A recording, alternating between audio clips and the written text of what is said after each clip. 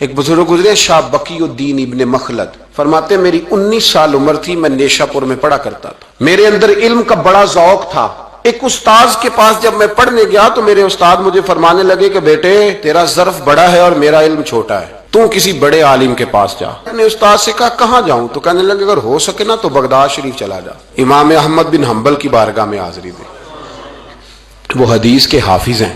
آج بھی آپ ان کی مسند امام احمد دیکھیں، جو حدیث کا طالب علم ہوتا ہے اسے مزہ آ جاتا ہے پڑھنے پر۔ کیا بات ہے امام احمد بن حنبل کی، انہوں نے اللہ نے اعزاز دیا کہ آج بھی مکے اور مدینے میں امام احمد بن حنبل کے مذہب پر فتویٰ دیا جاتا ہے، وہاں کے لوگ حنبلی کہلاتے، اتنی اللہ نے انہیں شان عطا فرمائی۔ کہتے ہیں میں نیشا پور سے نکلا جب تو بحری رستے کے لیے میں آنے لگا یہاں، جب جہاز میں بیٹھا نا تو رستے میں طوفان آ گیا، طوفان اس تیزی کے ساتھ آیا اور اتنے دن جاری رہا کہ ہمارے جہاز کی سمت ہی بدل گئی، ڈائریکشن ہی بدل گئی، گویا جانا ادھر تھا تو جہاز کا منہ ادھر ہو گیا۔ فرماتے ہیں جا کے کسی کنارے ہم اترے، یہ دیکھیں جو لوگ طالب علم جاتے تھے، فرماتے ہیں وہاں جا کے اترے، وہاں پتہ چلا کہ جس جزیرے پہ ہم اترے ہیں یہاں سے اگر پیدل جائیں گے تو 1.25 مہینے میں بغداد پہنچیں گے، اور فرماتے ہیں کہ پیسے بھی کوئی نہیں، ختم ہو گئے۔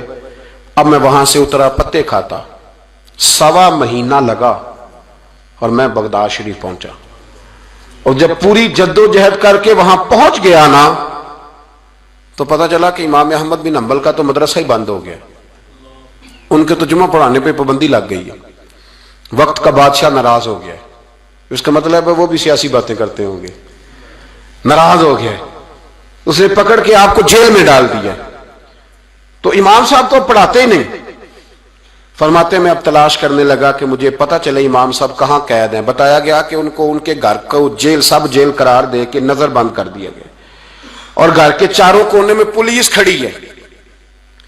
امام احمد بن حنبل رحمۃ اللہ تعالی علیہ کے وہ شاگرد شاہ بقی الدین صاحب فرماتے ہیں کہ میں جب وہاں پہنچ گیا، وہاں پہنچ کر کے میں نے لوگوں سے کہا کہ تم نا قریب نہ جانا، بس مجھے بتا دینا کہ امام صاحب کا گھر کہاں ہے۔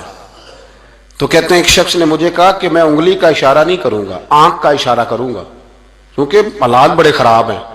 کہتے ہیں اس نے آنکھ کے اشارے سے بتایا کہ وہ سامنا گیٹ امام صاحب کا ہے۔ کہتے ہیں میں واپس آ گیا، اب ساری رات سوچتا رہا کہ امام صاحب کے گھر تعلیم حاصل کرنے کیسے جانا ہے۔ فرماتے ہیں پھر مجھے ایک تجویز سمجھ میں آئی، صبح جب میں نے اٹھا تو میں نے سر سے پگڑی اتاری، اپنے بالوں میں ہاتھ ڈال کے بال بکھیر دیے، چاروں جانب بکھر گئے، زلفیں رکھی ہوئی تھیں۔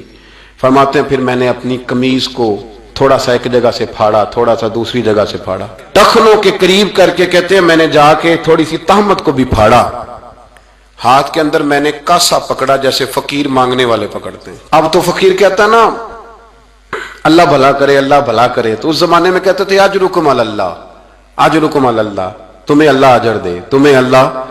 کہتے ہیں یہ وظیفہ میں نے اچھی طرح پکایا، نظریں میں نے جھکا لی، پھٹے پرانے کپڑے پہن کے نا تو بغداد کی گلیوں میں، بغداد کی گلیوں میں تیری تلاش میں پھرا میں جنگل، پہاڑ اور دشت میں۔ کہتے ہیں بغداد کی گلیوں میں کبھی ادھر کبھی ادھر، میں نہ وہ لیے نہ کاسا، میں گھوم رہا ہوں، پھر رہا ہوں، تینوں لب دیا آپ گواچے۔ کہتے ہیں میں ڈھونڈتا پھر رہا ہوں مجنو بن کے وچ بازاراں، کدی ککھاں وانگ رلائے، کدی کہایا کنبا سارا، سر نیزے اتے چڑھائے، آزم یار مناؤن دی خاطر اساں کی پیس وٹائے۔ فرماتے ہیں کہ وہ کاسا لیے تو میں نکلا، سپاہی کھڑے تھے، ان سے بھی میں نے کہا اجرکم علی اللہ۔ کہتے ہیں ایک دینار انہوں نے بھی میرے کاسے میں ڈالا۔ پھر امام احمد بن حنبل کا دروازہ آیا تو میں نے دروازے پہ کھڑے ہو کہا اجرکم علی اللہ، اجرکم علی اللہ، اجرکم علی اللہ۔ کہتے میرا جوش ہی بدل گیا۔ امام صاحب نے جھٹ سے دروازہ کھولا، خوبصورت امامہ اور خوبصورت چہرہ، کہتے ہیں ان کا چہرہ دیکھا تو میرے آنسو ہی بہہ گئے، اور امام صاحب نے جب 1 دینار میرے پیالے میں ڈالا تو میں رو پڑا۔ میں نے کہا بغداد کے بادشاہ، او میرے محبوب کے علم کے وارث، میں بھیک مانگنے نہیں آیا، میں تو رسول اللہ کی حدیث سننے آیا ہوں، مجھے نہ آپ نے خیرات نہیں دینی، بس مجھے ایک حدیث میرے نبی پاک کی روز پڑھا دیا کریں، ایک حدیث، ایک حدیث۔ یہاں تو ہر جمعہ پڑھائی جاتی ہے نا، وقت نہیں ہوتا، لوگ دیر سے آتے ہیں، کہا ایک حدیث آپ نے پڑھانی ہے۔ شاہ بقی الدین صاحب کہتے ہیں امام صاحب نے میرا چہرہ دیکھا تو خوشی سے کھل اٹھے، فرمانے لگے تو کیسے آئے گا؟ کہ حضور بھکاری بن کے میں خیرات مانگنے آؤں گا. یہ بھی تو خیرات ہی ہے نا، مصطفیٰ کریم کے نام کی خیرات مانگنا. حضور آپ نے ایک حدیث پڑھانی ہے، سنیں.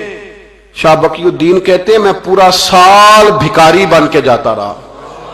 یہ جذبہ، یہ شوق، پورا سال بھیک مانگنے کی غرض. یہاں تو ہمیں اپنے علماء میں کمزوریاں نظر آنے لگ جائے. کہتے سب ٹھیک ہے جی، وہ ایک بات نہیں ٹھیک، لہذا چھٹی، میں اب خود بہت بڑا محدث ہوں، مجھے کیا ضرورت. یہ کمزوری ہے. اس لیے اخلاقی رویے لوگوں کے مضبوط نہیں رہتے. اس لیے دنیا داری کی ساری باتیں آتی ہیں پر دین نہیں آتا، کیونکہ ہمارا وہ شوق نہیں، وہ انداز نہیں. ہم کون بھکاری بننے کو تیار ہے؟ جب لوگ کاسا پکڑتے تھے تو پھر رسول اللہ کے دین کی خیرات بھی اس میں آیا کرتی تھی. اب کوئی کاسا ہی نہیں پکڑتا تو خیرات کیسے آئے؟ یہ تو لوگ بحث کرنے آتے، گفتگو کرنے آتے، لینے کون آتا؟